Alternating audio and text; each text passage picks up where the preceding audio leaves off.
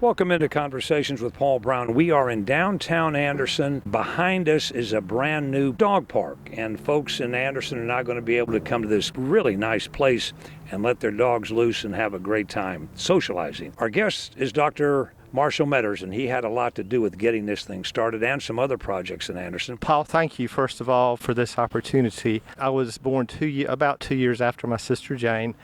My parents were living in Atlanta at the time. Dad was at the Candler School of Theology getting his postgraduate degree in theology. He is now a retired United Methodist minister, a bishop. You moved back at 6 months. Where were some of the places your dad provided leadership for in the Methodist Church? We came back initially to Florence, South Carolina. Both my parents grew up in Florence and moved back there when Dad finished seminary. Dad was awaiting his first appointment in the United Methodist Church, the South Carolina Conference.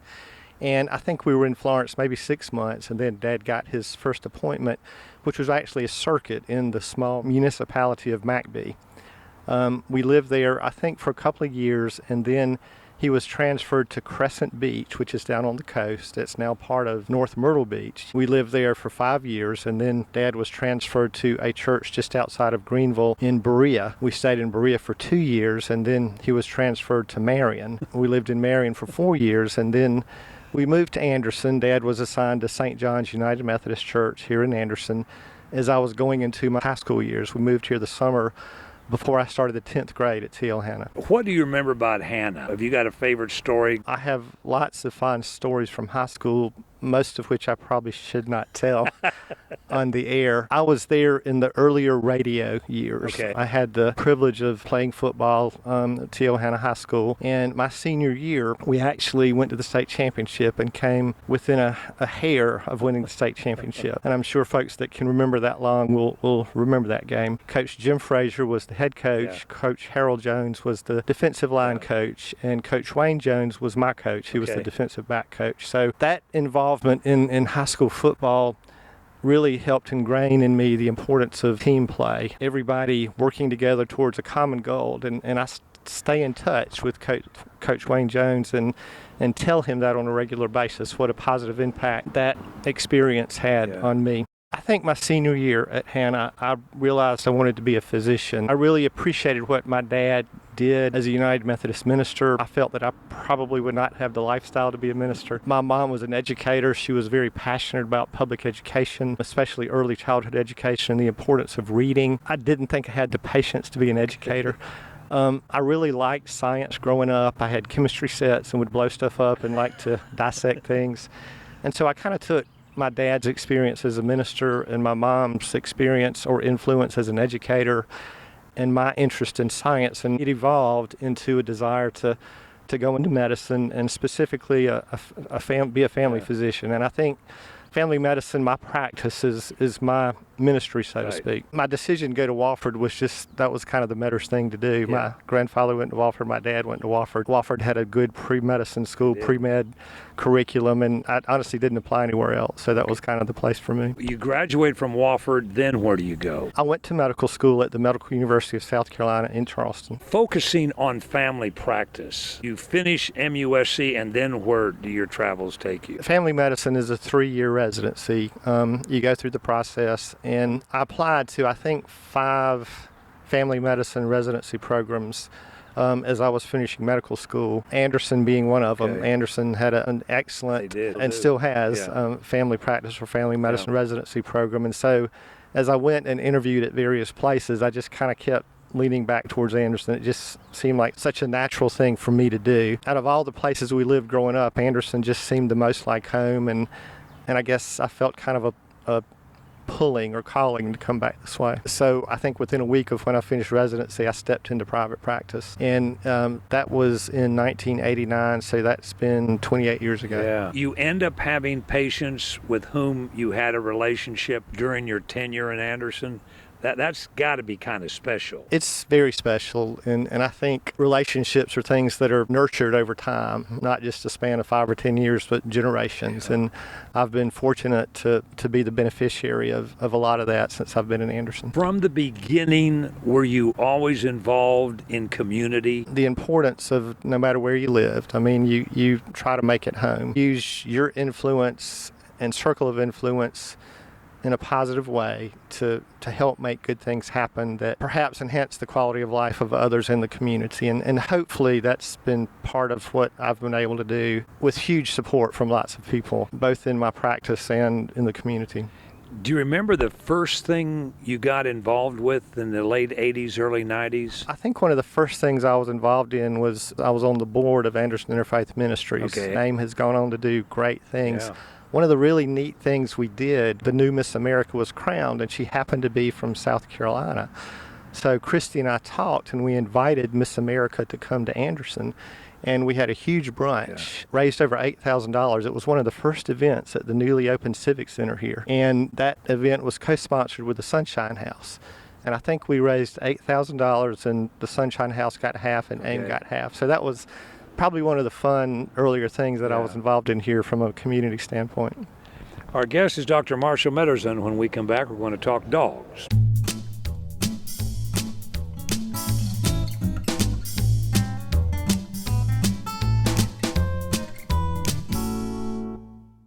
You were involved in in bringing together a group of people who every so often take on a special project. Mm-hmm. Tell me about the growth and the birth of that organization. I assume you're talking about TBA. Which stands for? Well, early on it stood for To Be Announced, and it has kind of evolved into To Benefit Anderson, but either one is okay. Probably about 14 years ago, I was serving on the board of the Anderson Chamber and went on a retreat to Spartanburg. The board at that time would go to different municipalities and learn good things about that community and what they were doing, and then maybe bring it back to Anderson.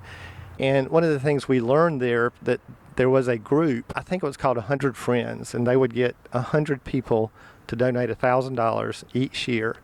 And then they would take that money and designate it toward a specific project in downtown Spartanburg. It could be a fountain, it could be a green space, it could be a sculpture. And so we brought that concept back to Anderson and kind of molded over for a couple of years. And then finally, the late Cord Seabrook kind of said, you know, we've talked about this enough, let's do it.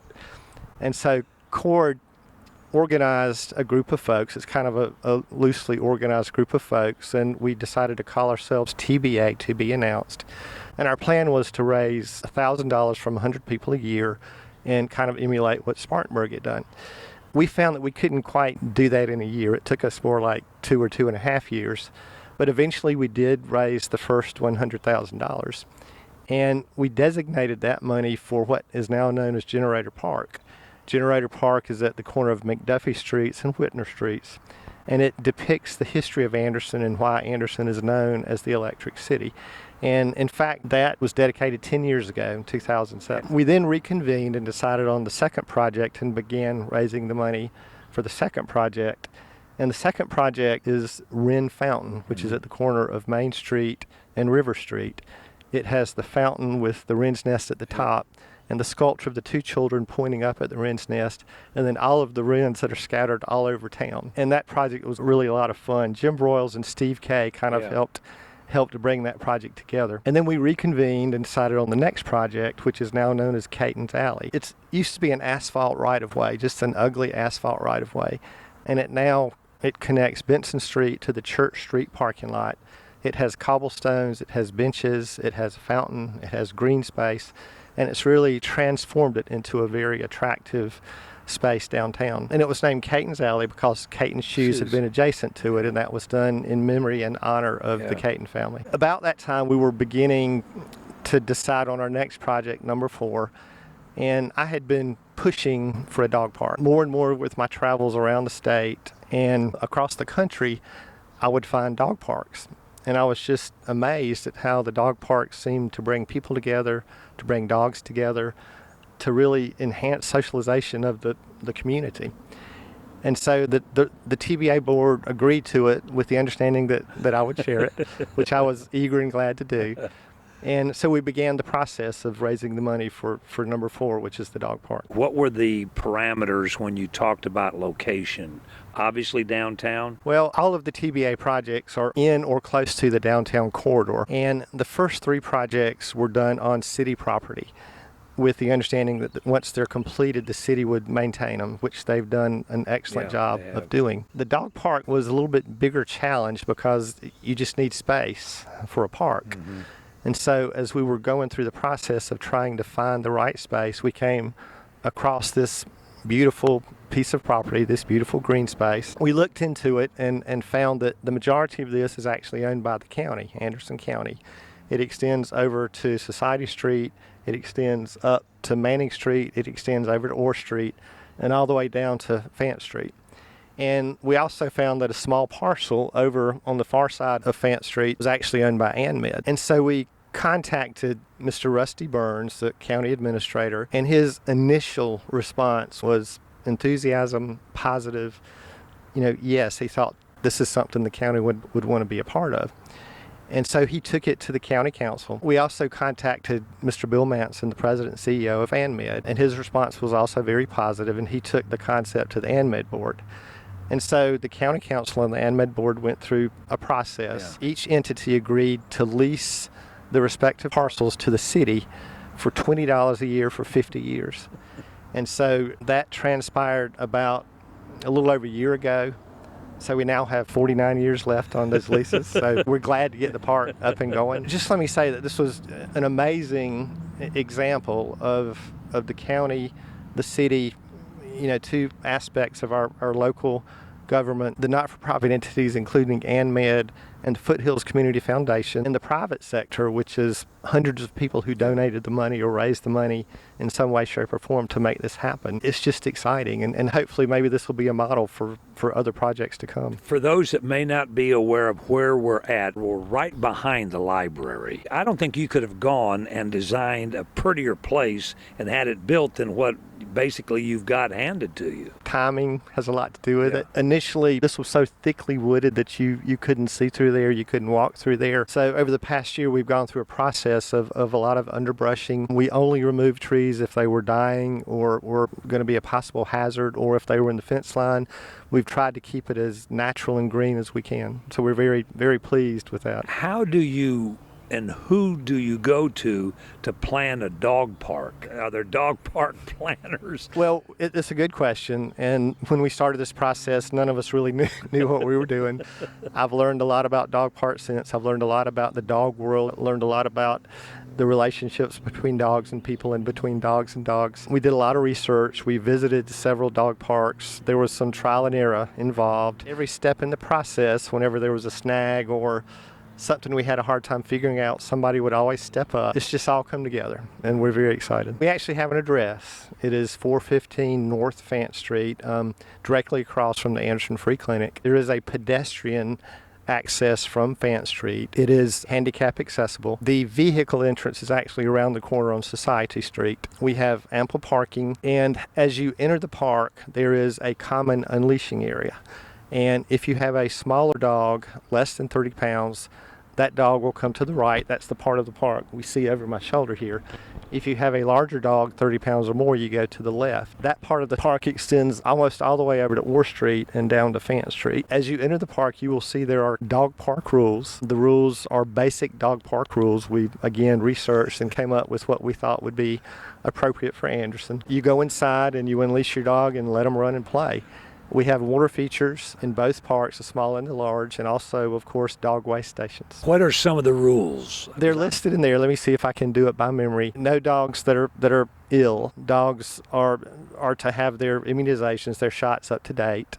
No aggressive dogs or aggressive humans. No dogs under the age of 4 because of they haven't had their full vaccines yet. You must be in the park at all times with your dog with the leash readily available. Children, I think it's under the age of 16, must be accompanied by an adult with the dog. No pet or human treats or food in the park, and no glass containers in the park. There are probably a few others, but that's basically it. That's most of them. There's going to be socialization because the dogs are going to be turned loose in this enclosed area. They can run and meet friends and hopefully establish relationships. And from your research, are there instances where some dogs probably shouldn't come here and you've tried to address that, like the aggressive ones? I'm sure, as with any park, whether it's a dog park or a children's park, There are going to be instances. We'll do our best to address them as they arise if they're things that are unexpected. But I think if people who visit the park will obey by the rules, I think bad instances will be rare. Yeah, I really do. Now that it's complete, are you pleased with the end result since this was your baby? I am quite pleased. Yes, it to this point has fulfilled my expectations and hopefully will fulfill the community's expectations. I would like to say that this is going to be an ongoing work in progress. Within the Foothills Community Foundation, which has been huge, Dean Woods, who's now the president, and of course Cindy Kibler, who just runs the nuts and bolts of the show, has agreed to have an ongoing dog park fund under the foundation. So folks who want to donate to the foundation, tax deductible, and designate it to the dog park, we can use that to have all kind of neat things here going forward. And Paul, just let me say again, I had the privilege of being the chair of the dog park committee, but this was a huge team effort. This was a huge community effort with so many people stepping up in so many ways, and it's just should give everybody a good feeling about how this has come to fruition. And again, it's not for just the city residents. Anybody that lives in this area that has a dog and wants to come to the park, they're welcome. It is a public park maintained by the city of Anderson. Everyone and everyone's dog or dogs is welcome. We just ask that you abide by the rules. There's no fee, but donations are accepted. Through the Foothills Community Foundation, yes. And there's no time limit. As long as you want to stay here with your dog, you're free to do that? Dawn to dusk. There will be some safety lights out here and some security cameras, and there will be someone from the city unlocking it at dawn and locking the gates at dusk. So dawn to dusk are the official hours of the dog park. Is there anything else you want to add to this, your latest project? Or need to talk about what's on the back burner for your group? Again, I want to thank the other TBA board members, so many folks that were involved in the dog park committee that literally met every 2 to 3 weeks for years, and the limitless numbers of folks who have donated, and also the volunteers who've come out here. We've had 4 cleanup days where we literally remove hundreds of pounds of debris from this park to make it as safe as it could be. It's just been fun to be a part of. Well, you've done, again, a terrific job, and we thank you for your interest in Anderson and Anderson County and all your hard work over the years for the many things that you've been involved in. I think a lot of people are going to really take advantage of this and enjoy it. So, Dr. Meadors, thanks for your time and thanks for all you do for us. Thank you, Paul. And we want to invite you to be back with us next week, same time, for our next edition of Conversations with Paul Brown. Until then, take care, everybody.